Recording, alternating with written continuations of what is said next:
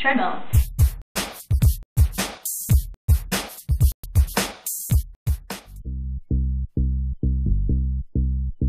So, to teach Lucy to run on a treadmill, I first needed to get one. I opted for a folding one because keeping it only bringing it down every time keeps it special for Lucy. This helps. I use kibble instead of treats because it allows me to control Lucy's consumption.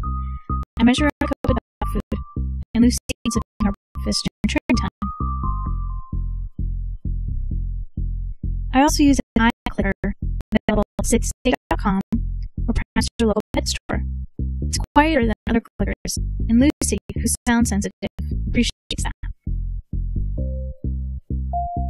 One thing we absolutely do not use is a leash. Tying a dog to a treadmill is abusive and works against our goal of developing a positive relationship with the treadmill. When we start out, we're not even going to turn the treadmill on. We want to get Lucy used to getting on it first. So with a clicker and the treats in hand, I'm going to give Lucy the command, treadmill, and lure her onto it. I click and treat anytime Lucy touches it. Doesn't matter how.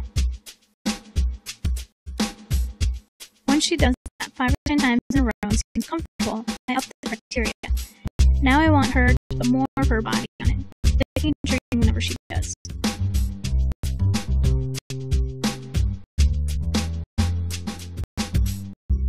When it seems Lucy's comfortable getting on, I'll start the treadmill on its lowest setting.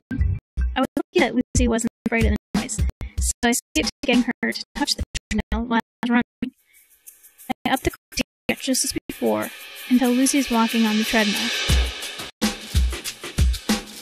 Once she's comfortable on the lowest speed, we start speeding up the treadmill, clicking and treating frequently when she's on it.